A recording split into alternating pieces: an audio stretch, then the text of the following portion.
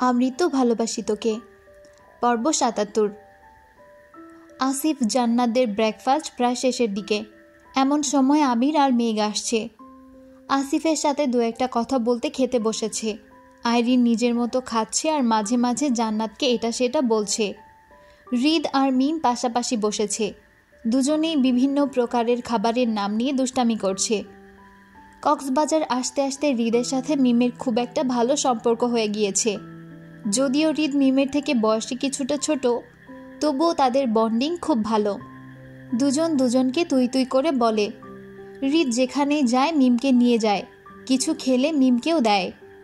আরিফ গতকাল ট্রেন থেকে এসব দেখে আসছে, তখন সেভাবে কিছু মনে হয়নি, কিন্তু রাতের আড্ডার পর থেকে আরিফের মনটা ভার হয়ে আছে। কেন, কি হয়েছে এর উত্তর আরিফের কাছে নেই। ভোর থেকে মন খারাপ যেন রাগে পরিণত হয়েছে। মিম আর হৃদকে একসঙ্গে দেখলেই মেজাজ গরম হয়ে যাচ্ছে। খুব বেশি প্রয়োজন না হলে মিম আরিফদের সাথে কথা বলা তো দূর, তাকেও দেখে না। আর এই বিষয়টা আরিফের সহ্য হচ্ছে না।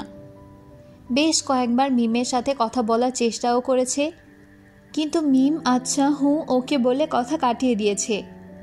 আরিফ অনেকক্ষণ অগ্নিদৃষ্টিতে তাকিয়ে থেকে আচমকা খাবার রেখে উঠে গেছে।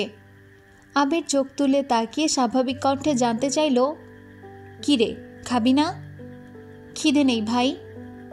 আরিফ হন হন করে চলে গেছে।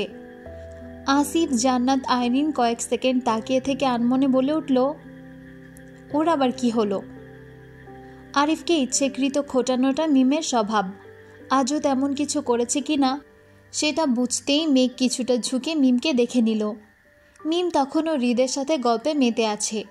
মেঘ স্বস্তির নিঃশ্বাস ছেড়ে খাওয়ায় মনোযোগ দিল। এক একটা আইটেম চেক করছে। ভালো লাগলে মেঘকে দিচ্ছে, আর ভালো না লাগলে আগে থেকেই দূরে সরিয়ে দিচ্ছে। আজ সবাই সেন্ট মার্টিন যাবে, তাই খাওয়া দাওয়া শেষ করে যে যার মতো রেডি হতে চলে গেছে। মেঘ লাগেজ খুলে এক একটা করে শাড়ি আর ড্রেস বের করে আবিরকে দেখাচ্ছে। বন্যা আর তানভীর কিছুটা দেরি করেই রিসোর্টে ফিরেছে। নাস্তা শেষ করে বন্যা যেই রুমে ঢুকবে অমনি হৃদের মুখোমুখি হলো। হৃদ কপাল কুঁচকে জানতে চাইল, কোথায় গিয়েছিলে? কাছেই। আমাকে না জানিয়ে তুমি কার সাথে গিয়েছিলে? বন্যা উত্তর দেওয়ার আগেই তানভীর এসে গম্ভীর কণ্ঠে বলল, বন্যা রুমে যাও, আমার শালার সাথে বোঝাপড়া আমি করে নিচ্ছি। কে কার শালা? তোমার বোন আমার বউ হলে তুমি আমার কি হবে? শালা? কিন্তু আমার বোন তো আপনার বউ না। আজ না হলেও ভবিষ্যতে তো হবে। হৃদ চোখ ঘুরিয়ে বন্যার দিকে তাকিয়ে উচ্চ শব্দে ডাকল, আপু। বন্যা মৃদু হেসে রুমে চলে গেছে। হৃদ অসহায়ের মতো তাকিয়ে আছে। তানভীর হৃদকে নিয়ে রুমে চলে গেছে।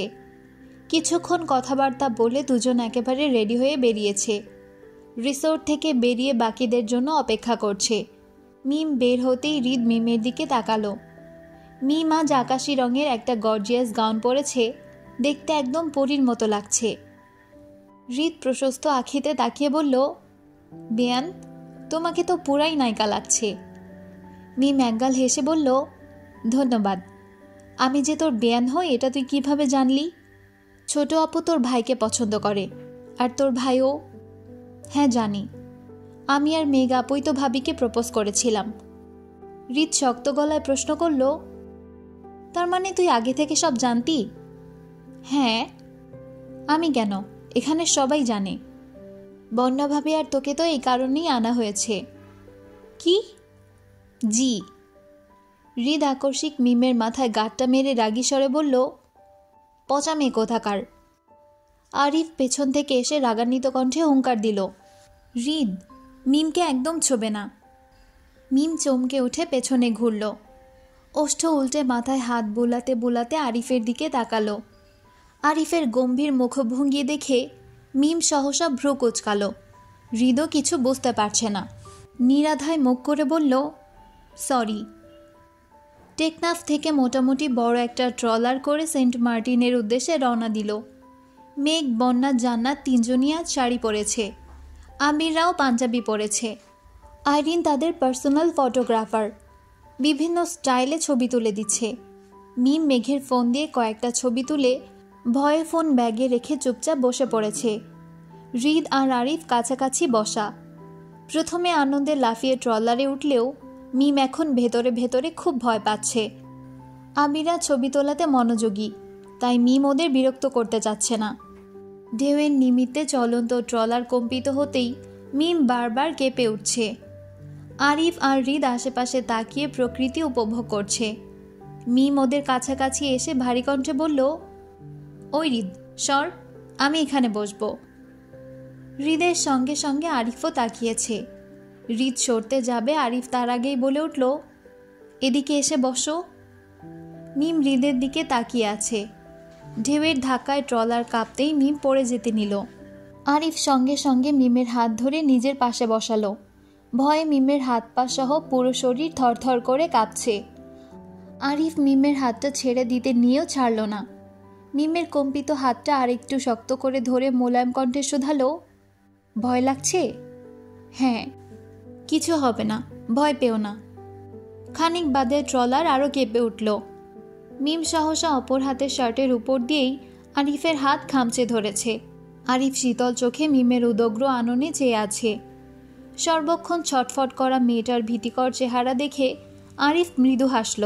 আস্তে করে বলল, তোমার না খুব সাহস? এই কি তবে সাহসের নমুনা? মিম আর চোখে তাকালো। আরিফের ঠোঁটে হাসি দেখে মিমের খুব রাগ হলো। আরিফের হাত ছেড়ে সহসা উঠে যেতে চাইল, কিন্তু আরিফের হাতে বন্দি থাকা হাতটাকে ছাড়াতে ব্যর্থ হলো। মিম গম্ভীর কণ্ঠে বলল, আমার হাত ছাড়ো। এই হাত ছাড়া যাবে না। কেন?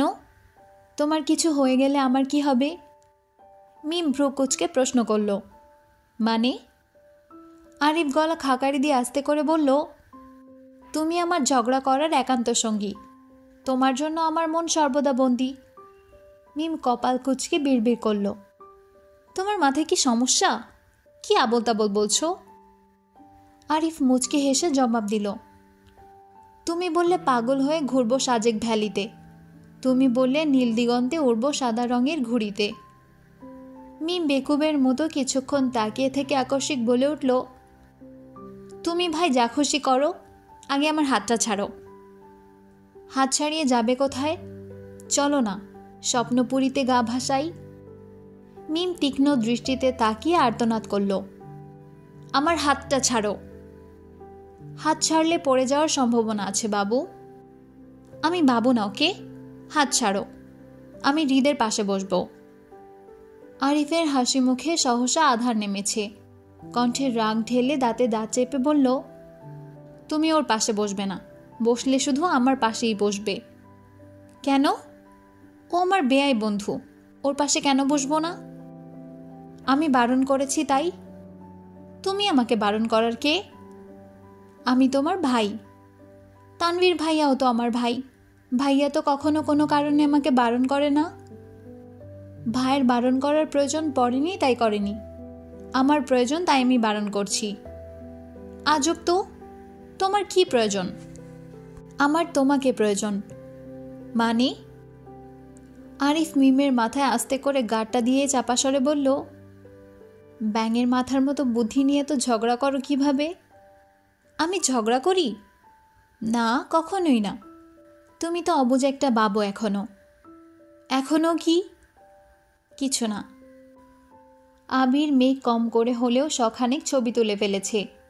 আসিফ আর জান্নাতও বেশ কিছু ছবি তুলেছে, তবে বন্যার লজ্জায় তানভীরের দিকে ঠিকমতো তাকাতেই পারে না। যে কয়টা ছবি তুলেছে সবগুলোতেই বন্যা অন্যমনস্কভাবে এদিক সেদিক তাকিয়ে আছে। তানভীর বন্যার দিকে তীক্ষ্ণ দৃষ্টিতে তাকিয়ে বিড়বিড় করল, এখন লজ্জায় আমার দিকে তাকাতেই পারছো না? সকালে এত মানুষের সামনে জড়িয়ে ধরার সময় তোমার লজ্জা কোথায় ছিল বলো তো? বন্যা ঠোঁট বেঁকিয়ে বলল, সকালে এত মানুষ থাকলেও আবির ভাইয়া আর আসিফ ভাইয়া ছিলেন না। হায় রে, তুমি ওদের দেখে লজ্জা পাচ্ছ, অথচ বড় ভাই হয়েও ওদের মধ্যে মিনিমাম লজ্জাবোধ নেই। দেখেছ কত সুন্দর করে ছবি তুলছে, আর তুমি? বন্যা মৃদুস্বরে বলল, ওনারা বিবাহিত, যেভাবে ইচ্ছে সেভাবে ছবি তুলতে পারেন। তানভীর নীরের দৃষ্টিতে তাকিয়ে শক্ত কণ্ঠে বলল, চলো আজই বিয়ে করব। না, কেন? পরিবারের সম্মতি ছাড়া বিয়ে করব না আমি। ইস, বিয়ে করব না বললেই হলো? ভালোই ভালোই রাজি না হলে কিডন্যাপ করে এনে বিয়ে করব।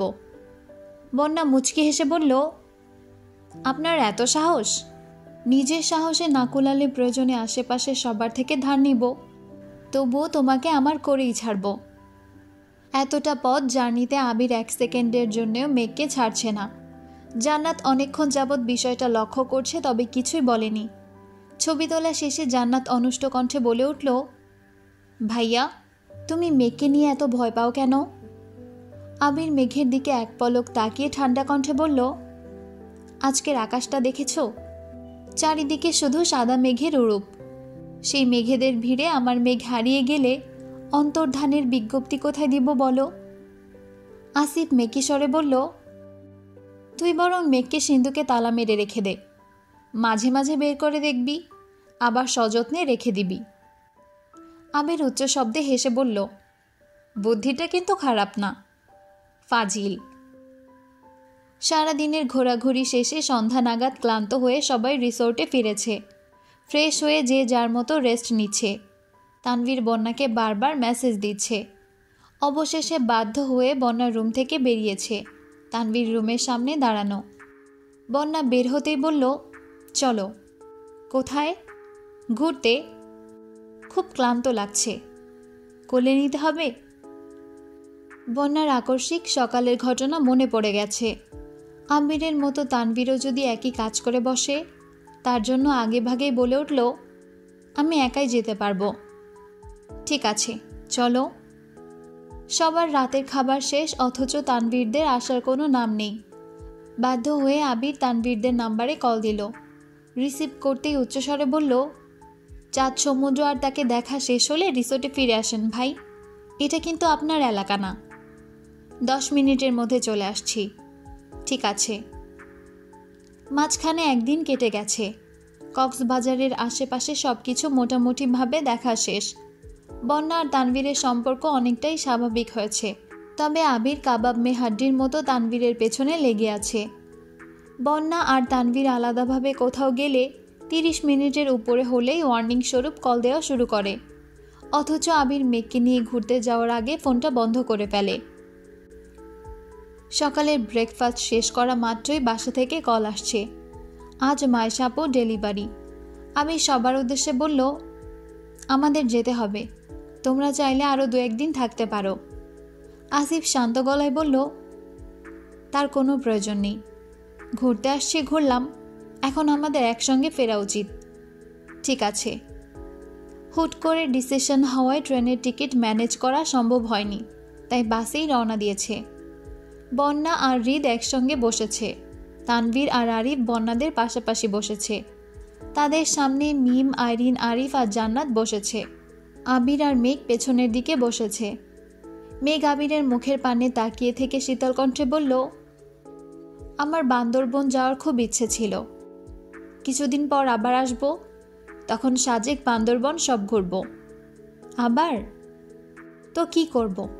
তুমি যদি মাইশাপুর বাবু কোলে নেওয়ার জন্য বায়না না করতে, তাহলে আজ আমাদের এভাবে যেতে হতো না। চট্টগ্রামের সব জেলা ঘুরে তারপর বাসায় ফিরতাম। আমি কি জানতাম নাকি?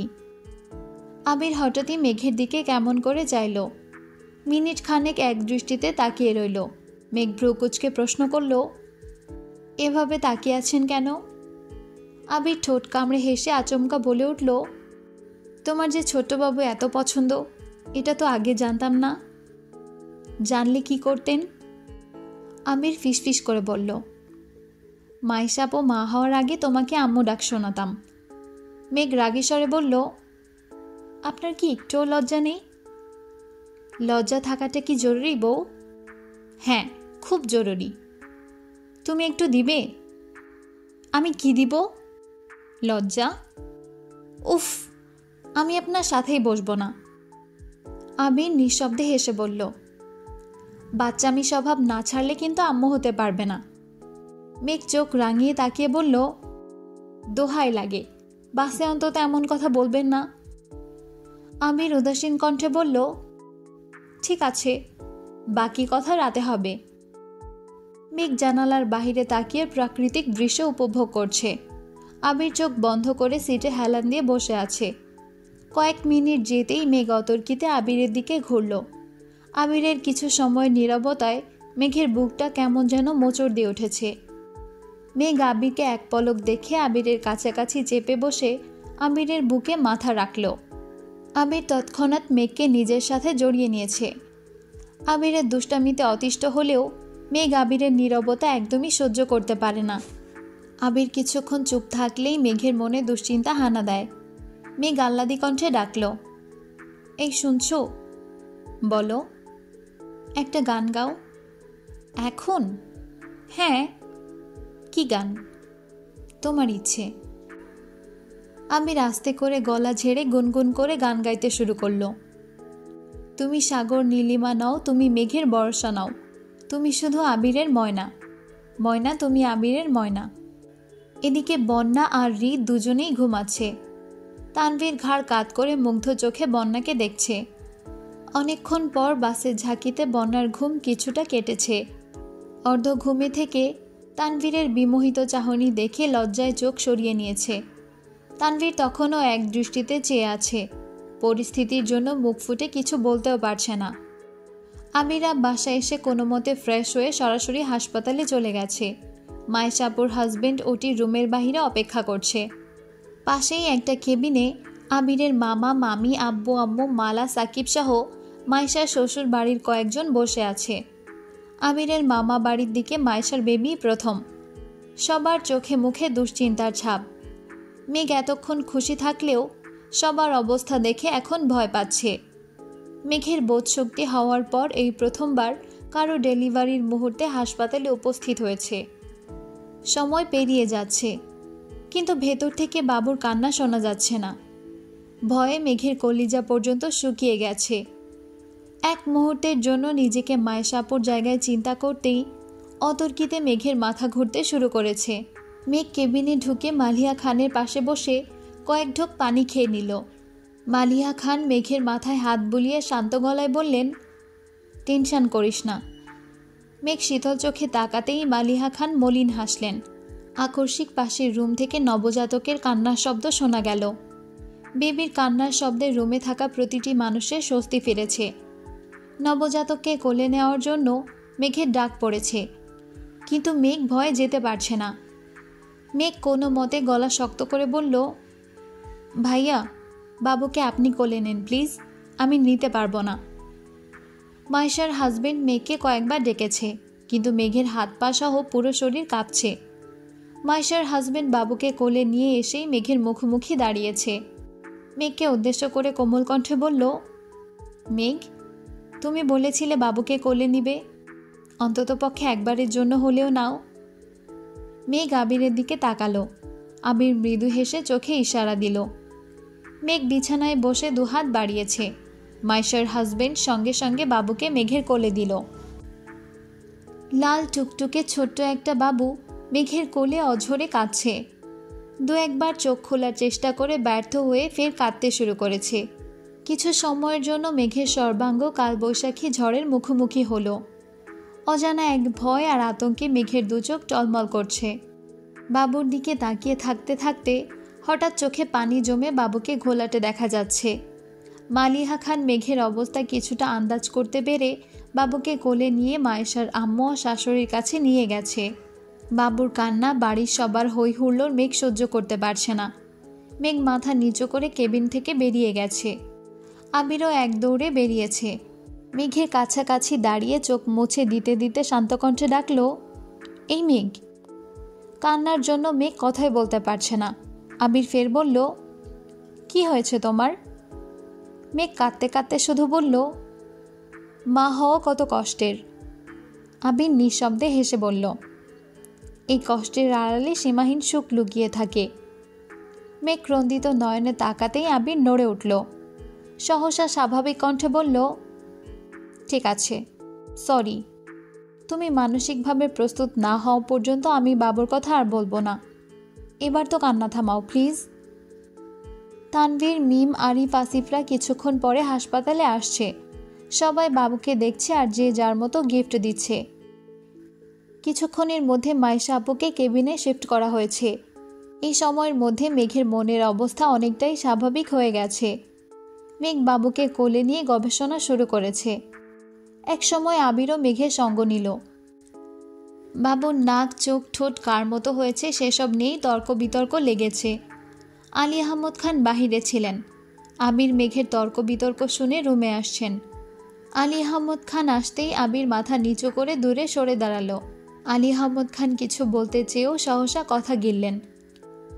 আবিরের দিকে তাকিয়ে ঠান্ডা কণ্ঠে বললেন, বাহিরে আসো, কথা আছে। আবির সঙ্গে সঙ্গে বেরিয়ে গেছে।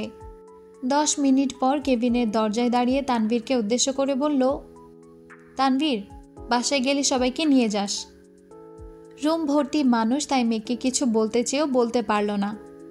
মেঘরা বাসায় ফিরেছে 10টার দিকে। সবাই সবার মতো শুয়ে পড়েছে।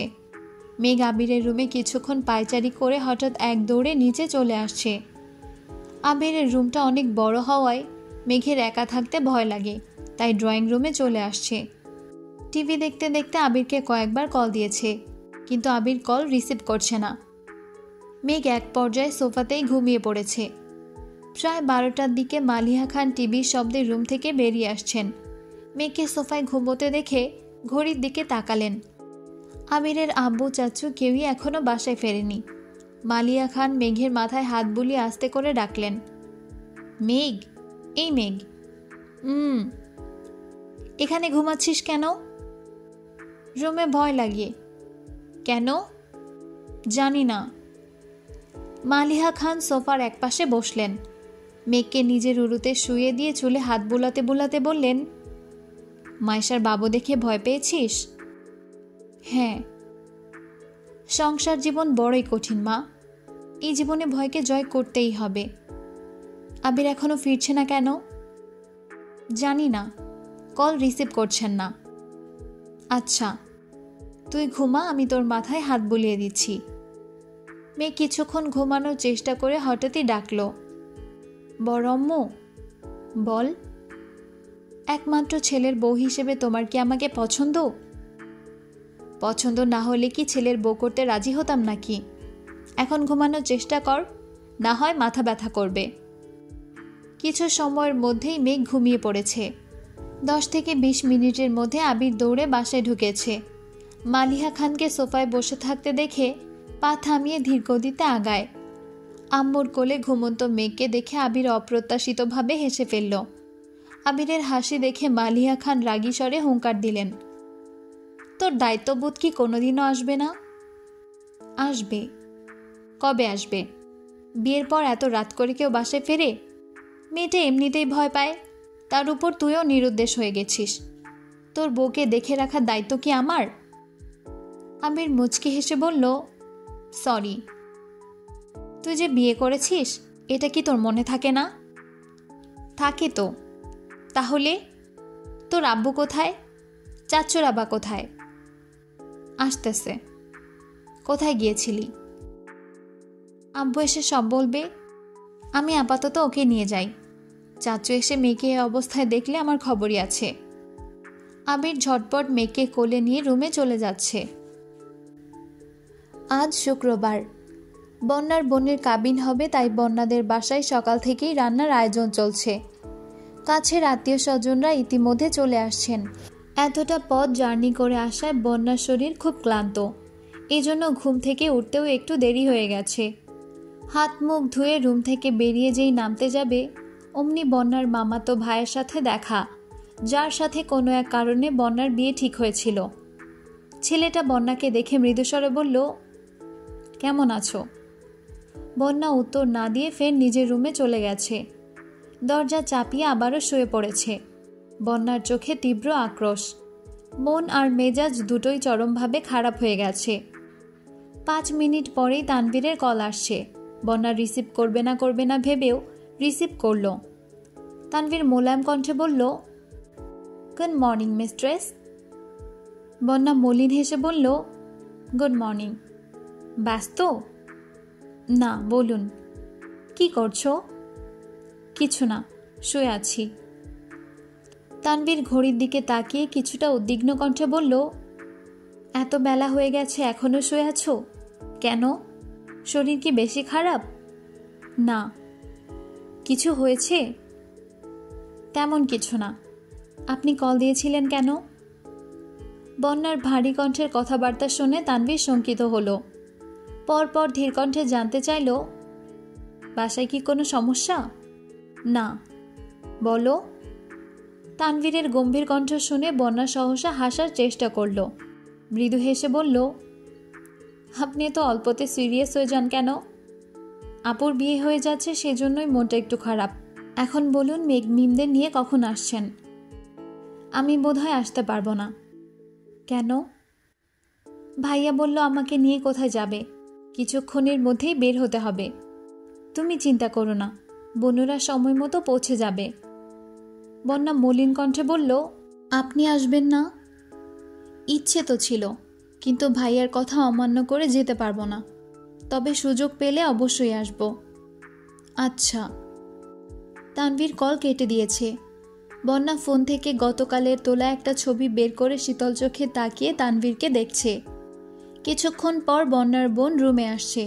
আপুকে দেখে বন্যা আতঙ্কিত হয়ে ফোন রেখে দিয়েছে। বন্যার বোন বন্যার মাথার কাছে বসে আস্তে করে বললেন, কি হয়েছে তোর? কিছু না। মন খারাপ? বন্যা নীরবে ঢোক গিলছে। বন্যার বোন মাথায় হাত বুলিয়ে শান্ত কণ্ঠে বলল, মামারা তোর বিয়ের আলোচনা তুলেছে। তাদের ছেলের অতীত ভুলে আমরা যেন আবার চিন্তা করি। বন্যা কপাল কুঁচকে তাকিয়ে আছে। বুকে অজানা ভয় হানা দিচ্ছে। চোখের কোণে পানি জমতে শুরু করেছে। বন্যার বোন কিছুক্ষণ তাকিয়ে থেকে কোমল কণ্ঠে ডাকল, বন্যা। তুই কি তানভীরকে পছন্দ করিস? বোনের মুখে এমন প্রশ্ন শুনে বন্যা কিছুটা ঘাবড়ে গেছে। কয়েক মুহূর্ত প্রশস্ত আখিতে তাকিয়ে রইল। বোনের এমন প্রশ্নের তোপে নিজেকে সামলাতে না পেরে হঠাৎই বোনকে জড়িয়ে ধরে কান্না শুরু করল। বন্যার বোন মাথায় হাত বুলিয়ে দিতে দিতে উদ্বিগ্ন কণ্ঠে বলল, হ্যাঁ কি না বল। বন্যা তখনও অঝরে কেঁদেই যাচ্ছে। বন্যা কাঁদতে কাঁদতে বলল, আমি না চাইতেও ওনাকে ভালোবেসে ফেলেছি আপু। আমি ওনাকে ছাড়া অন্য কাউকে বিয়ে করতে পারবো না। বন্যার বোন দীর্ঘ নিঃশ্বাস ছেড়ে আস্তে করে বলল, আমি জানতাম। অবশ্য সেদিনের আচরণ দেখেই আমার সন্দেহ হয়েছিল। বন্যা ঘন ঘন নিঃশ্বাস ফেলছে। বন্যার বোন আবারও জিজ্ঞেস করল, মেঘ জানে? মেঘ, মিম, আবির ভাইয়ার সবাই জানে। তাহলে মুখ ফুলিয়ে শুয়ে আছিস কেন? নিচে চল।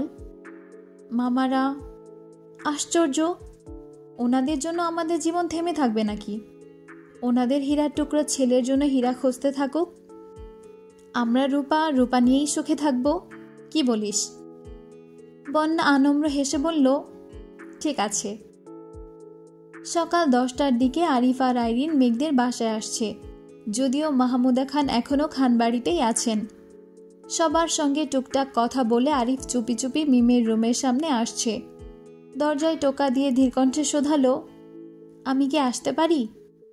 মিম চোখে কাজল দিচ্ছিল। কাজল দেওয়া থামিয়ে কিছুটা ঝুঁকে আরিফকে দেখে স্বাভাবিক কণ্ঠে বলল, তুমি? আসবো কিনা বলো। আসো। আরিফ রুমে ঢুকে চারিদিকে নজর বুলিয়ে মিমের দিকে তাকালো। মিম নিঃশব্দে ভ্রু নাচাতেই আরিফ মুচকি হাসল। মিম ঠোঁট বেঁকিয়ে শক্ত কণ্ঠে বলল, আমার রুমে কেন আসছো? ঝগড়া করতে? তোমার কি আমাকে এত ঝগড়ুটে মনে হয়? হ্যাঁ। এখন বলো কেন আসছো? তোমাকে দেখতে। মিম দুহাতে নিজের দুগালে হাত রেখে ঘন ঘন পল্লব ঝাপটে বলল, দেখেছ? আরিফ মুচকি হেসে বলল, তোমাকে খুব সুন্দর লাগছে। মিম সঙ্গে সঙ্গে হাত নামিয়ে সন্দেহের দৃষ্টিতে তাকিয়ে বলল, ওই তোমার মনে কি চলে? তোমার হাবভাব আমার একদম ভালো লাগছে না। আমি কিন্তু ভাইয়াকে বিচার দিব। কি বিচার দিবে? বলবো যে তুমি আমার সাথে অসভ্যতা করো। ভাইয়া যখন তোমার পা ভেঙে হকি খেলবে তখন বুঝবা। আরিফ জিভ দিয়ে ঠোঁট ভিজিয়ে তপ্তস্বরে বলল, পা কবে ভাঙবে জানিও, তাহলে প্রস্তুতি নিতে সুবিধা হবে। ফাউল কথা বাদ দিয়ে এখান থেকে যাও, নয়তো সত্যি সত্যি বিচার দিব। আরিফ পকেট থেকে 2 ডজন লাল রঙের কাচের চুড়ি বের করে বিছানার উপর রেখে শান্ত গলায় বলল, খুব শখ করে তোমার জন্য চুড়িগুলো নিয়ে আসছি, তুমি পরলে খুশি হব। আরিফ দরজা পর্যন্ত গিয়ে আবারও থামল, আর চোখে মিমের দিকে তাকিয়ে ফের বলল, তোমাকে আজ অন্যরকম সুন্দর লাগছে, কারো নজর যেন না লাগে। মিম কপাল কুঁচকে তাকিয়ে আছে। আরিফ চলে গেছে। মিম ড্রেসিং টেবিলের আয়নার দিকে তাকালো। লজ্জা আর কুণ্ঠায় মিমের উজ্জ্বল ধৃষ্টতা আরও বেশি জ্বলজ্বল করে উঠল। আরিফকে নিয়ে কখনো সেভাবে কিছু ভাবেনি মিম। দুজনের সম্পর্কটাও খুব বেশি মধুর নয়। এ বেলায় দুটো ভালো কথা বললে ও বেলাতেই ঝগড়া লেগে যায়। তাই আরিফের এই হঠাৎ পরিবর্তন মিমের কাছে অস্বাভাবিক লাগছে। মিম দুজোড়া চুড়ি হাতে নিয়ে কিছুক্ষণ দেখে আবারও রেখে দিল। প্রায় 4টার দিকে আবির তানভীরকে নিয়ে বন্যাদের বাসার সামনে আসছে। বাইক থেকে নামতেই আবির চটজলদি পকেট থেকে টিস্যু বের করে তানভীরের মুখ মুছে দিতে লাগলো। আবিরের কাণ্ড দেখে তানভীর হতবিহ্বল। কাজের নাম করে সকাল থেকে 2 থেকে 3 ঘন্টা তানভীরকে সেলুনে বসিয়ে রেখেছে। 100 হেয়ার স্টাইল দেখে অনেক ভেবেচিন্তে একটা সিলেক্ট করে দিয়েছে। এমনকি তানভীরের পরনের পাঞ্জাবিটাও আবিরেরই দেওয়া। আবির তানভীরের চুল ঠিক করে দিতে দিতে মৃদুস্বরে বলল, ভদ্র ছেলের মতো থাকবি কেমন? তানভীর ভ্রু কুঁচকে বলল, আমার মনে হচ্ছে আমাকে মেহমানের থেকেও বেশি নতুন জামাই লাগছে। আমি কি বিয়ে করতে যাচ্ছি নাকি? আবির হাসল। সহসা বলে উঠল, করলে ক্ষতি কি? তানভীর আর চোখে তাকাতেই আবির তাড়া দিল। তানভীরকে নিয়ে বাসার ভেতর ঢুকল। মেইন গেটের ভিতর এক পা রাখতেই তানভীর আশ্চর্য বনে গেল। আলী আহমদ খান, মোজাম্মেল খান, ইকবাল খান সহ মিম, মেঘ, আদি, আইরিন, আরিফ, আসিফ, রাকিব সবাই উপস্থিত। তারা ছাড়াও বন্যার বড় অপু, শ্বশুরবাড়ির মানুষজন, বন্যাদের আত্মীয় স্বজনের ড্রয়িং রুম পরিপূর্ণ। বন্যার আব্বু হেসে বললেন, নতুন জামাইয়ের আসতে এত দেরি কেন? তানভীর শুকনো মুখে ঢোক গিলে আবিরের দিকে তাকালো। আবির মুচকি হেসে বিড়বিড় করল, সারপ্রাইজটা কেমন? I am shocked. মেঘ দ্রুত এগিয়ে এসে আহ্লাদি কণ্ঠে বলল, ভাইয়া আমাকে কেমন লাগছে? তানভীর মেঘকে আপাদমস্তক দেখে আবারও আবিরের দিকে তাকালো। মেঘের বিয়ের সময় এত এত শাড়ি আর লেহেঙ্গা দেখেছিল যে মেঘের জন্য শাড়ি লেহেঙ্গা কেনা শেষে তানভীরকে টেনেও সব থেকে বের করা যাচ্ছিল না। একই ডিজাইনের 2টো লেহেঙ্গা তার খুব পছন্দ হয়েছিল। এক পর্যায়ে খুব জোরাজোরি করেই 2টো লেহেঙ্গা নিয়েছিল। তানভীর ভেবেছিল বন্যাকে যেদিন প্রপোজ করবে সেদিন মেঘ আর বন্যাকে এই 2টো লেহেঙ্গা দিবে। কিন্তু হুট করে কক্সবাজার যাওয়া, ওখানে পরিকল্পনাবিহীন প্রপোজ করা, সব মিলিয়ে পরিকল্পনাগুলো এলোমেলো হয়ে গিয়েছিল। এদিকে মেঘের খুব ইচ্ছে ছিল তানভীরের বিয়েতে বন্যা আর মেঘ দুজনেই লেহেঙ্গা পরবে। তাই আবির বাধ্য হয়ে তানভীরের কেনা লেহেঙ্গা দুটোই দিয়ে দিয়েছিল। আবির ধীরকণ্ঠে বলল, আমার কিছু করার ছিল না। তুই খুব ভালো করেই জানিস তোর বোনের বায়নার কাছে আমি আবির নাথিং। আলী আহমদ খান ভারী কণ্ঠে ডাকলেন, ভেতরে আসো। তানভীর কিছুটা সামনে এগিয়ে সবাইকে সালাম দিল। সবার কথায় সোফায় গিয়ে বসল। আশেপাশে সবাই অদ্ভুত দৃষ্টিতে তানভীরকে দেখছে। কি হচ্ছে, কি হতে চলেছে সেটা পুরোপুরি আন্দাজ করতে না পারলেও তানভীর কিছুটা হলেও আন্দাজ করতে পারছে। বন্যার আব্বু, চাচু ওনারা তানভীরকে টুকটাক প্রশ্ন করে যাচ্ছেন। তানভীর ধীর স্থির কণ্ঠে উত্তর দিচ্ছে, তবে গলা প্রচণ্ড বেগে কাঁপছে। আব্বু আর বড় আব্বুদের দিকে তাকানোর বিন্দুমাত্র সাহসও অবশিষ্ট নেই। আবির তানভীরের ঠিক পেছনে দাঁড়ানো। বন্যার আব্বু সবার উদ্দেশ্যে বললেন, পরিচয় করিয়ে দেই, সে সাফিয়াদ্দিন খান তানভীর, ওরফে তানভীর খান। সবার উপস্থিতিতে একটা কথা বলতে চাই। বড় মেয়ের সাথে সাথে আমি আমার ছোট মেয়ে মেহেরনাজ মুনতাহা বন্যার সাথে তানভীরের বাগদান সম্পন্ন করে রাখতে চাচ্ছি। গতকাল রাতে অলিখিতভাবে সিদ্ধান্ত নেওয়ার কারণে সবাইকে আগে কিছুই জানাতে পারিনি। বন্যার আব্বুর কথা শুনে তানভীরের বুক ধুকপুক করছে। মনে যত সাহস ছিল সব যেন সেকেন্ডের মধ্যে উধাও হয়ে গেছে। তানভীর মাথা নিচু করে আস্তে করে ঢোক গিলল। গত রাতে তানভীরকে বাসায় পাঠিয়ে সবাই যে আলোচনায় বসেছিল, আর সেই আলোচনার সর্বাধিনায়ক যে আবির ছিল, এটা বুঝতে সময় লাগলো না। গত 2 দিনে আবিরের বলা কথাগুলো তানভীরের কানে বাজছে। আবির কয়েকবার সরাসরি জিজ্ঞেস করেছিল, বিয়ে করার মতো সাহস আছে তোর? তানভীর তখন কথাগুলো সেভাবে গুরুত্ব না দিলেও এখন সব বুঝতে পারছে। তানভীরের খুব ইচ্ছে করছে আবিরকে জড়িয়ে ধরতে, কিন্তু এত মানুষের ভিড়ে সেটাও করতে পারছে না। বন্যার মামাতো ভাই এক দৃষ্টিতে তানভীরের দিকে তাকিয়ে আছে। সুপ্ত ক্রোধ চোখে উপচে পড়ছে তার। বিষয়টা তানভীরের চোখে না পড়লেও আবিরের চোখে ঠিকই পড়েছে। আবির ছেলেটাকে দেখে মিটিমিটি হাসছে। ছেলেটার নজর আবিরের দিকে পড়তেই আবির সহসা দাঁত বের করে নিঃশব্দে হাসল। ছেলেটা সূক্ষ্ম নেত্রে তাকিয়ে কয়েক সেকেন্ডের মধ্যেই চোখ সরিয়ে নিল। 10 থেকে 15 মিনিটের আলাপচারিতা শেষে বন্যা আর বন্যার বোনকে ডাকা হলো। 2 বোন একসঙ্গে নামছে। বন্যার বোনের পরনে বেনারসি শাড়ি আর বন্যার পরনে তানভীরের কিনে রাখা সেই লেহেঙ্গা। ওদের সাথে মিম, আইরিন আর মেঘও নামছে। তানভীর ঘাড় ঘুরিয়ে তাকানোর সঙ্গে সঙ্গে হৃদয় জুড়ে হিমশীতল হাওয়া বয়ে গেল। বন্যা ভারী মেকআপ না নিলেও লেহেঙ্গার সাথে মানানসইভাবে সেজেছে। মিষ্টি কালারের লেহেঙ্গার সাথে ম্যাচিং চুড়ি, অল্প স্বল্প গহনাও পড়েছে। চোখে কাজল আর ঠোঁটে গাঢ় লিপস্টিক দিতেও কৃপণতা করেনি আজ। এই অকল্পনীয় অপরূপ সাজে বন্যাকে দেখা মাত্র নিজের অজান্তেই তানভীরের ঠোঁটে প্রশান্তির হাসি ফুটল। হৃদয়ে বইছে বসন্তের প্রেমময় হাওয়া। মনের ভেতর থেকে শুধু একটা কথাই বের হচ্ছে, she is my better half. তানভীরের নিষ্পলক চাহনি দেখে আবির অতর্কিতে তানভীরের কাঁধে হাত রেখে আস্তে আস্তে আঙ্গুল নাড়ালো। তানভীর সঙ্গে সঙ্গে চোখ সরিয়ে স্বাভাবিক হয়ে বসেছে। একটা সোফায় বন্যারা 2 বোন পাশাপাশি বসা। তানভীর বন্যার পাশে বসেছে, আর বন্যার বোনের পাশে তার হবু হাজব্যান্ড। মোজাম্মেল খান চোখ ইশারা দিতেই আবির পকেট থেকে একটা আংটির বক্স বের করে দিল। মেয়ে কিছুক্ষণ দূরে থাকলেও এখন আবিরের পাশে এসে দাঁড়িয়েছে। আবির তাকাচ্ছে না দেখে মেঘ আবিরের হাতে চিমটি কাটল। আবির মেঘের দিকে তাকিয়ে ভ্রু নাচাতেই মেঘ বিড়বিড় করে বলল, আমাকে কেমন লাগছে বললেন না তো?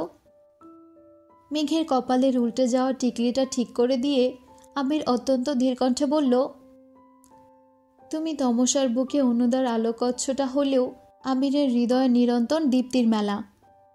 মেঘ হালকা ধমকের স্বরে বলল, এটা প্রশংসা ছিল নাকি অবজ্ঞা? আপাতত অবজ্ঞাই ভাবো, প্রশংসাটা না হয় রাতের জন্য তোলা থাকলো। আবির ঠোঁট কামড়ে হেসে আলগোছালে চোখ টিপল। মেঘ মুখ ফুলিয়ে প্রশস্ত নেত্রে তাকিয়ে দুহাতে আবিরের হাতে খামচে ধরেছে। এর মধ্যে তানভীর বন্যার বাগদান সম্পন্ন হয়ে গেছে। বন্যা বুক ফুলিয়ে শ্বাস টেনে পরপর দীর্ঘ নিঃশ্বাস ছেড়ে নিজের অনামিকা আঙুলের দিকে তাকালো। অন্তর্নিহিত অনুষঙ্গে বন্যার দুচোখ চিকচিক করছে। তানভীরের সাথে বিয়ের কথা সকাল পর্যন্তও জানত না বন্যা। বন্যার বোন হৃদের মুখ থেকে তানভীরের কথা শুনেই বন্যাকে সকালে জিজ্ঞেস করেছিল। তবে এর কিছুক্ষণ পর মেঘ মিমরা আসতেই বাড়ির পরিবেশ বদলে গিয়েছিল। পরিশেষে বন্যার আব্বু গতকালের আলোচনার কথা বন্যাদের জানিয়েছে। এত সহজে সবকিছু ঠিকঠাক হয়ে যাবে এটা বন্যা কল্পনাও করতে পারেনি। আপাতত বাগদান সম্পন্ন হলেও তানভীরের জব হওয়ার পর অনুষ্ঠান করা হবে। তানভীর সবার দিকে একবার নজর বুলিয়ে আকস্মিক বন্যার কানের কাছে ফিসফিস করল, তোমাকে চেয়েছিলাম আমি ভোরের স্বপ্নের মাঝে, আবৃত অনুভবের নিমিত্তে পেয়েও গেছি গোধূলি লগ্নের আগে। বন্যা আর চোখে তানভীরের দিকে তাকালো। তানভীরের নেশাক্ত দৃষ্টি, মায়াবী আদল, অকৃপণ হাসি দেখে বন্যার ওষ্ঠযুগল কিছুটা প্রশস্ত হলো। বন্যা চোখ নামিয়ে মৃদুস্বরে বলল, সরি বলছো কেন? আমার ফোন মেঘের কাছে, তাই আমি আপনাকে আগে জানাতে পারিনি।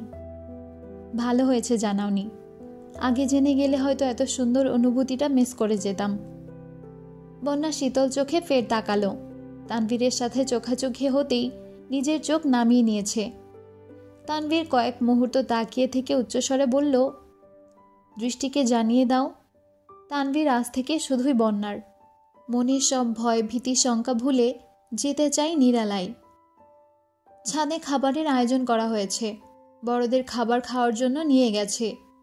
আত্মীয় স্বজনের ভিড় কমতেই তানভীর আকস্মিক উঠে গিয়ে আবিরকে জড়িয়ে ধরল। আকস্মিক ঘটনায় আবির কিছুটা অবাক হলো। কয়েক মুহূর্ত পর আবিরও জড়িয়ে ধরল। তানভীর অধীর কণ্ঠে বলল, ধন্যবাদ ভাইয়া, তোমাকে অসংখ্য ধন্যবাদ। আমি না চাইতেই তুমি আমার জীবনের সবচেয়ে দামি গিফটটা আমাকে দিয়ে দিলে। তোমার এই আনুকূল্য আমি কোনো দিনই ভুলব না। ভালোবাসি ভাইয়া, খুব ভালোবাসি। আবির স্বাভাবিক কণ্ঠে বলল, তুই আমার জন্য যত ঝড়ঝাপটা সহ্য করেছিস তার কাছে এই উপহার কিছুই না। তবে হ্যাঁ, 2 বছরের আগে তোর বউকে আমাদের বাড়িতে নিচ্ছি না। আমার বউয়ের বউ ফিল শেষ হলে তবেই তোর বউকে ঘরে তুলব। ঠিক আছে, তুমি যা বলবে তাই হবে। তানভীরের হাস্যোজ্জ্বল চেহারা আর আবেগী কণ্ঠস্বর শুনে মেঘ অভিমানী কণ্ঠে বলল, এখন সব ভালোবাসা ভাইয়ের জন্য? আমি যে এত বছর বান্ধবীটাকে আগলে রেখেছি, প্রপোজ করেছি, বিয়ের জন্য এত চিল্লাচিল্লি করেছি, এগুলো কিছুই না? তানভীর আবিরকে ছেড়ে হাসি মুখে মেঘের দিকে তাকালো। আলতো হাতে মেঘকে বুকে জড়িয়ে আদরে কণ্ঠে বলল, তুই তো আমার সব কিছু। তুই আসছিলি বলেই আমি আবির ভাইয়ের মতো ভাই পেয়েছি, আর বন্যার মতো একজন জীবনসঙ্গী পেয়েছি। আমার জীবনে তুই সবচেয়ে দামি। সারা জীবন ভালোবাসি বললেও তোর প্রতি আমার ভালোবাসার অন্ত ঘটবে না। তবুও বলছি, বনু, আমি তোকে সীমাহীন ভালোবাসি। মেঘ আহ্লাদী কণ্ঠে বলল, আমার চোখে তুমি পৃথিবীর সেরা ভাই। তুমি আমার জীবনে না থাকলে আমি বোধহয় ভালোবাসার সঠিক অর্থ বুঝতামই না। আমিও তোমাকে সীমাহীন ভালোবাসি ভাইয়া। রাকিব শক্ত কণ্ঠে বলল, হ ভাই, ভালোবাসা সব তোদেরই। আমরা ভাই বানের জলে ভেসে আসছি, নাকি বলো আসিফ? জি ভাই, আমারও তাই মনে হয়। তানভীর মেঘকে ছেড়ে সবার উদ্দেশ্যে বলল, আমি তোমাদের সবাইকে ভালোবাসি। আরিফ ঠাট্টার স্বরে বলল, সবার মধ্যে কি ভাবিও আছে নাকি ভাই? তুমি সরাসরি বলতে পারছো না বলে আমাদের নাম নিচ্ছ, তাই না? তানভীর ঠোঁট বেঁকিয়ে ভেঙচি কাটার চেষ্টা করল। তারপর নিরেট কণ্ঠে বলে উঠল, কেন, আমি কি ভয় পাই নাকি? বন্যার দিকে তাকিয়ে মোলায়েম কণ্ঠে বলল, আই লাভ ইউ বন্যা। সবাই একসঙ্গে হেসে উঠল। বন্যা লজ্জায় চোখ নামিয়ে নিয়েছে। সবার মধ্যে থেকে আইরিন বলে উঠল, মানি না, মানব না। সবার বেলায় ভালোবাসি আর ভাবির বেলায় আই লাভ ইউ। তানভীর ভ্রু কুচকে ভারী কণ্ঠে বলল, তোর বিয়েটাও খুব তাড়াতাড়ি ঠিক করছি। না।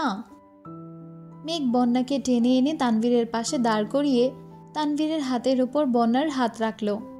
তার উপর নিজের হাত রেখে মোলায়েম কণ্ঠে বলতে শুরু করল, আজ থেকে আমার বেবিটা তোমার। তাই বলে এটা ভেবো না যে আমি আমার বেবিকে ছেড়ে দিব। তুমি যদি ইচ্ছেকৃত আমার বেবিকে কষ্ট দাও তাহলে এর ফল খুব খারাপ হবে। আর হ্যাঁ, আমার ভাইও আমার, আমার বেবিও আমার। তাই তোমাদের দুজনের ওপর আমার অধিকার সবচেয়ে বেশি, বুঝছো? বন্যা আর তানভীর একসঙ্গে বলল, জি আপু, বুঝেছি। আবির মেঘের হাতের উপর নিজের হাত রেখে নিরেট কণ্ঠে বলল, আর আমার বউয়ের উপর আমার অধিকার সবচেয়ে বেশি, বুঝছো? মেঘ আর চোখে তাকিয়ে নিঃশব্দে হাসল। তানভীর বন্যা ফের বলল, জি ভাই, বুঝেছি। রাকিব হুট করে বলে বসল, মেঘের জন্মের পর থেকে মেঘের উপর তো তোর অধিকারই সবচেয়ে বেশি। মেঘের সাথে কেউ কথা বলা তো দূর, মেঘের দিকে কেউ তাকালেও তোর তো মেজাজ 626 হয়ে যেত। জয়ের কথা মনে হলে এখনো আমার কলিজে কেঁপে ওঠে। রাগের বশবর্তী হয়ে মেঘকে 2-1টা থাপ্পড় দিয়ে ফেলেছিলি বলে মেঘ তোর উপর রাগ করেছিল, আর তুই সেই রাগ মিটিয়েছিলি জয়ের উপরে। 11 বছরের ছেলেটার মাথায় তখন 7টা সেলাই লাগছিল। জয়কে মেরে নিজের রাগ কমাতে না পারলেও মেঘের রাগ কমাতে পারলি না। মেঘের রাগ ভাঙানোর চেষ্টায় নিজেকে ভেঙে চুরে নতুন করে তৈরি করলি। তুই বাহির থেকে বদলে গেলি, কিন্তু মেঘের প্রতি আবেগ আর নিজের রাগকে নিয়ন্ত্রণ করতে পারলি না। যেই শুনলি সেই জয় আবারও মেঘের সাথে যোগাযোগ করার চেষ্টা করছে, তুই সব প্ল্যান বাদ দিয়ে দেশে আসলি। কেন? জয়কে মারতে। মারলি তো মারলি, একেবারে 2 মাসের জন্য হাসপাতালে পাঠালি। বাকিদের কথা নাই বললাম, এই তুই আবার অধিকার নিয়ে কথা বলিস? মেঘের দায়িত্ব নিতে চাইলে বা মেঘের যত্ন নিতে চাইলে আগেই তাদের আদমরা করে ফেলতি। আর এখন তো প্রকাশ্যে তোর বউ। কেউ কিছু বলা তো দূর, তাকালেই তুই মাটিতে কোপে দিবি। আবির গম্ভীর কণ্ঠে বলে উঠল, আমার বউ শুধু আমার, কেউ খারাপ নজরে তাকানোর দুঃসাহস দেখালে আমি আবির তার জীবনকে দুঃস্বপ্ন বানিয়ে ছাড়ব। মেঘ নির্বাক চোখে রাকিবের দিকে তাকিয়ে আছে। মিম দূরে দাঁড়িয়ে সবার কাণ্ড কারখানা দেখছে। হঠাৎ আরিফের নজর পড়তেই মিমের কাছে এগিয়ে গেল। মিমের হাতের লাল চুড়িগুলো দেখে মুচকি হেসে বলল, আমার দেওয়া চুড়িগুলো পরার জন্য ধন্যবাদ। এত খুশি হওয়ার মতো কিছু হয়নি, জামার সাথে ম্যাচ হয়েছে তাই পরেছি। মিথ্যা বলো না মিম। আর যাই হোক, তোমার সাথে মিথ্যেটা যায় না। মিম চোখ তুলে তাকালো। আরিফের নিষ্পলক চাহনি দেখে আতঙ্ক আর কোণঠায় চোখ সরিয়ে নিল। মিম বারবার বলেছিল এই চুড়িগুলো পরবে না, তবুও শেষ পর্যন্ত পরেছে। কেন পরেছে নিজেও বুঝতে পারছে না। মাগরিবের নামাজের পরপর তানভীরা সবার থেকে বিদায় নিয়ে বের হচ্ছে। বন্যার আব্বু আবিরের আব্বু চাচুকে এগিয়ে দিতে বেরিয়েছেন। হৃদ, আদি, মিম, আরিফরা আগেই বেরিয়ে গেছে। মেঘা আর আবির বন্যার আম্মু, মামি আরও অন্যান্যদের সাথে কথা বলছে। তানভীরদের এগিয়ে দিতে বন্যা গেটের বাহিরে গলি সরুটা পর্যন্ত এগিয়ে গেছে। তানভীর কিছুটা সামনে চলে গেছে। আচমকা কিছু ভেবে পেছনে ঘুরল। বন্যাকে দূরে দাঁড়িয়ে থাকতে দেখে এক ছুটে এসে বন্যাকে জড়িয়ে ধরল। অনাকাঙ্ক্ষিত ঘটনায় বন্যার শরীর ঝাঁকুনি দিয়ে উঠেছে।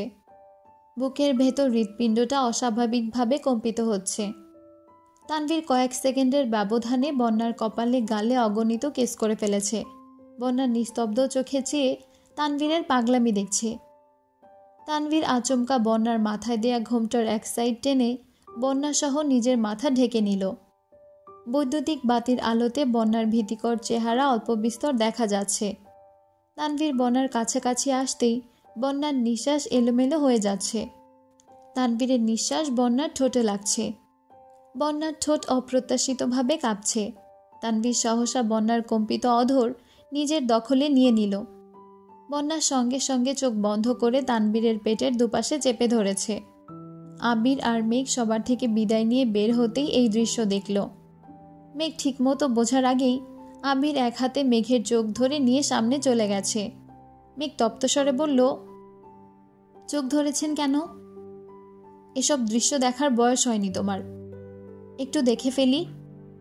এই ফাজিল, তানভীর তোমার বড় ভাই হয় না? বন্যা তো আমার বান্ধবী হয়, দেখি না একটু। আবির দাঁতে দাঁত চেপে বলল, নির্লজ্জের মতো কথা বলো না। আপনি খুব খারাপ। তাই? ঠিক আছে, খারাপের রূপটা না হয় রাতে দেখাবো। এখন চলো। বিয়ের পর থেকে আবিরের অফিস সম্পর্কিত কোনো মাথা ব্যথা নেই। রাকিব আর রাসেল কোনো রকমে অফিস টানছে। আবিরকে কিছু বলার মতো অবস্থা নেই, কারণ আবির অন্য এক জগতে আছে। অবশেষে আবির আজ অফিসে যাবে, যদিও স্বইচ্ছায় না। আবির মেঘের বিয়ের আগে থেকেই একটা মিটিং আটকে আছে। সেই মিটিংয়ের জন্য আজ বাধ্য হয়ে যেতে হচ্ছে। আবির ফ্রেশ হয়ে ওয়াশরুম থেকে বের হতেই দেখল বিছানার উপর আবিরের শার্ট, প্যান্ট, টাই সুন্দর করে গুছিয়ে রাখা আছে, অথচ মেঘ রুমে নেই। আবির ভ্রু কুচকে রুম থেকে বেরিয়ে বেলকনিতে গেল। মালিহা খান, হালিমা খান, মিম আদির সাথে মেঘও গল্প করছে।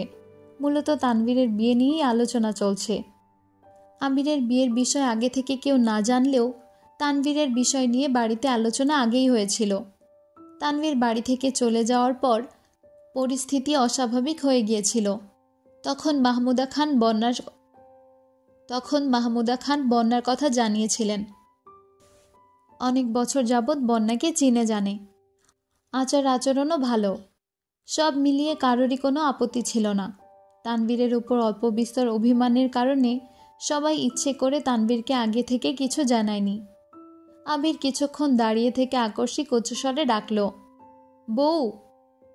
মেঘ সহসা চোখ তুলে তাকালো, কিন্তু উঠে গেল না। আবির শক্ত কণ্ঠে আবার ডাকল, রুমে আসো। মালিহা খান শান্ত গলায় বললেন, ডাকছে, যা। মেঘ দরজায় দাঁড়িয়ে ভ্রু গুটিয়ে ধীর কণ্ঠে বলল, সব কিছু রেডি করে রেখে গেলাম, আবার ডাকছেন কেন? আমি অফিসে যাওয়ার আগ পর্যন্ত তুমি আমার চোখের সামনে থাকবে। এখন টাইটা পরিয়ে দাও। মেঘ তখনও দরজায় হেলান দিয়ে দাঁড়িয়ে আছে।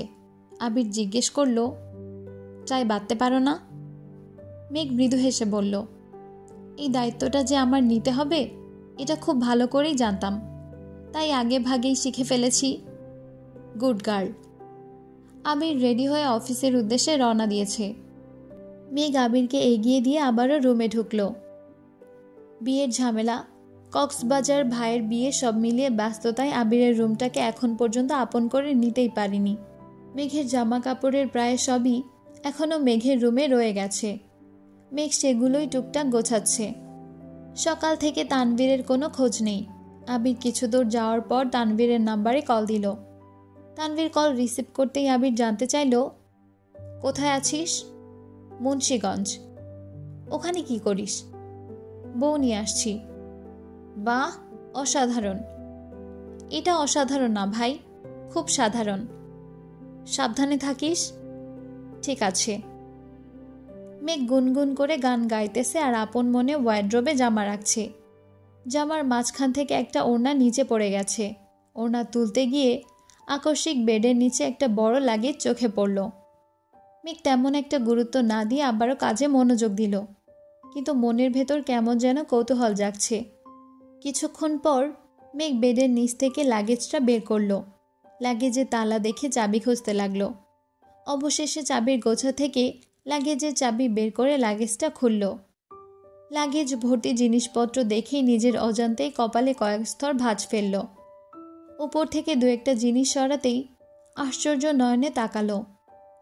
মেঘের ছোটবেলার জামা, ছোট ছোট কিছু খেলনা সহ আরও অনেক জিনিস। কয়েকটা জিনিস তুলতেই একটা শাড়ি চোখে পড়ল।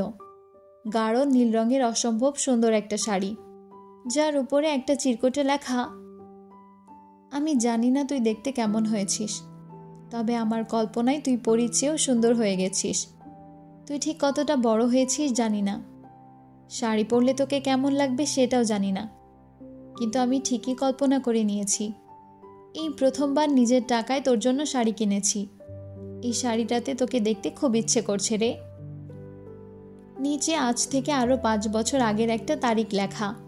মেঘ চিরকুটটা সরিয়ে জামার উপর দিয়ে কোনো রকমে শাড়িটা পরল। গাঢ় নীল রঙের শাড়িতে ড্রেসিং টেবিলের আয়নায় সত্যি সত্যি একটা পরী দেখতে পেল। বাস্তবিক অর্থে পরী না হলেও আমিরের কল্পনার পরীর মতোই লাগছে। শাড়িটা অনেক বছর আগের হওয়ায় নতুনের মতো আর নেই, তবুও মেঘের কাছে এটাই যেন আকাশসম আবেগ, কারণ এতে আবিরের আবেগ ভালোবাসা জড়িয়ে আছে। মেঘ ধীরে ধীরে বাকি জিনিসগুলো দেখতে লাগলো। লাগেজে বেশ কিছু শাড়ি আছে, যার প্রতিটাতেই তারিখ সহ আবিরের লেখা চিরকুট লাগানো আছে। বিদেশে থাকাকালীন 7 বছর মেঘের কথা ভেবে ভেবে যা কিনেছে, প্রতিটা জিনিস খুব যত্নের সাথে প্যাকিং করে রেখেছে। এক পাশে সব দেখে শেষ করার আগেই মেঘের নজর আটকায় অন্য পাশে হাজারো রঙিন কাগজের দিকে। মেঘ কয়েকটা রঙিন কাগজ হাতে নিল। প্রথম কাগজের উপরে এক কর্নারে পৃষ্ঠা নাম্বার লেখা। প্রথম পৃষ্ঠাতে অগোছালো অক্ষরে লেখা, যদি এমন হতো, ঘুম ভাঙতেই তোর আমার দূরত্বের কথা মন থেকে মুছে যেত। আমি আমার মেঘকে আমার করে পেতাম, তবে কতই না ভালো হতো। অন্ততপক্ষে নির্ঘুম রাত কাটিয়ে তোকে না পাওয়ার আক্ষেপ বুকে চেপে একরাশ হাহাকার নিয়ে দেশ ছাড়তে হতো না। মিস ইউ কলিজা। দ্বিতীয় পৃষ্ঠাতে লেখা, এই শহরে সব আছে, কিন্তু তোর গায়ের গন্ধ নেই। আবির যে তার মেঘকে ছাড়া একদমই ভালো নেই। 3, 4, 5 প্রতিটা পৃষ্ঠা উল্টাচ্ছে। অতপর 23 নাম্বার একটা পৃষ্ঠাতে আবার নজর স্থির হলো। পৃষ্ঠাটাতে লেখা, তুই এত নিষ্ঠুর কিভাবে হতে পারলি? আমাকে দূরে ঠেলে সত্যিই কি ভালো আছিস?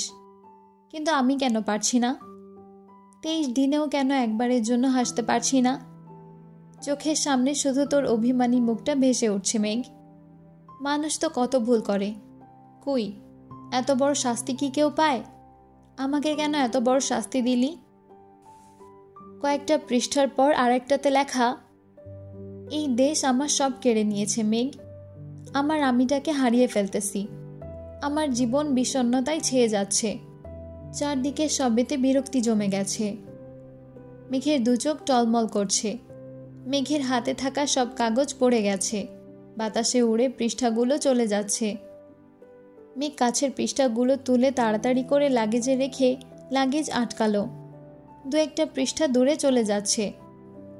মেঘ পৃষ্ঠাগুলো উঠাতে উঠাতে রুমের মাঝ বরাবর চলে যাওয়া পৃষ্ঠাটা উল্টালো।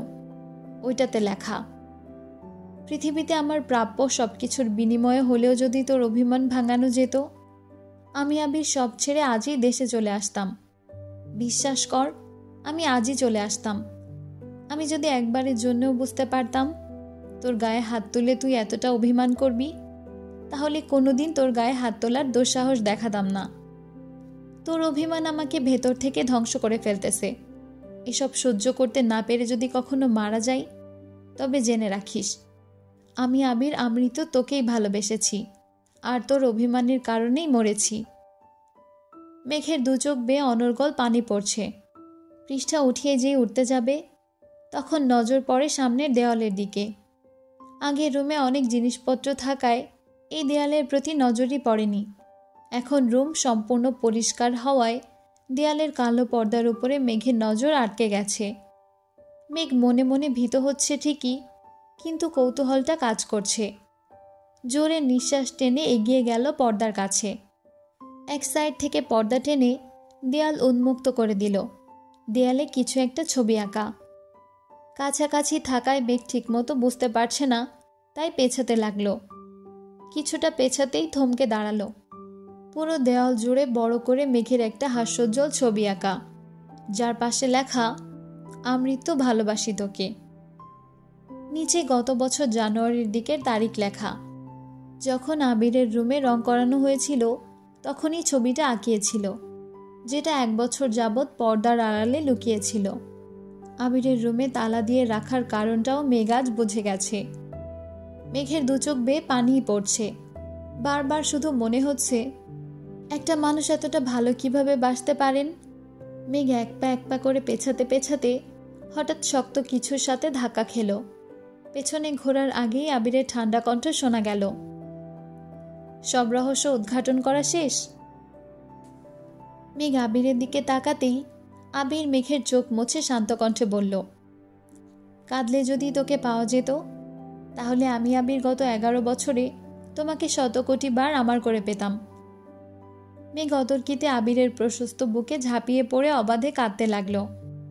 যে কান্নার কোনো অভিযোগ নেই, না পাওয়ার আক্ষেপ নেই, আছে শুধু আবিরের সীমাহীন ভালোবাসা। এই কান্না কষ্টের নয়, এই কান্না সুখের। পৃথিবীর বুকে আবিরের মতো একজন মানুষকে জীবনসঙ্গী হিসেবে পাওয়ার সুখ। আবিরও মেঘকে বারণ করছে না, বরং শক্ত করে বুকে জড়িয়ে ধরে মোলায়েম কণ্ঠে বলল, ভালোবাসি মেঘ, আমৃত্যু ভালোবাসি তোকে। মিনিট 10 পর রাকিবের কল আসছে। আবির কল রিসিভ করতেই রাকিব বলে উঠল, মিটিংয়ের আর মাত্র 30 মিনিট বাকি, কোথায় আছিস? লাঞ্চের পর মিটিং দে। হোয়াট? তুই না বের হয়েছিলি, এখন কোথায়? বউকে মিস করছিলাম, তাই বাসায় চলে আসছি। এখন রাখছি, কল দিয়ে বিরক্ত করবি না। অবশ্য কল দিলেও পাবি না। বাই। আবির মেঘের কপালে নিগুড়ো চুমু খেয়ে পুনরায় জড়িয়ে ধরল। ভালোবাসি আহিয়ার আম্মু। মেঘ নাক টেনে ভেজা কণ্ঠে বলল, আমিও ভালোবাসি আহিয়ার আব্বু। আপনারা এতক্ষণ শুনছিলেন আমৃত্যু ভালোবাসি তোকে উপন্যাসটির অন্তিম পর্ব। আপনাদের কাছে উপন্যাসটি কেমন লেগেছে অবশ্যই জানাতে ভুলবেন না। আবারও নতুন কোনো গল্প বা উপন্যাস নিয়ে আপনাদের মাঝে হাজির হব। ততক্ষণ পর্যন্ত সবাই ভালো থাকবেন। আল্লাহ হাফিজ।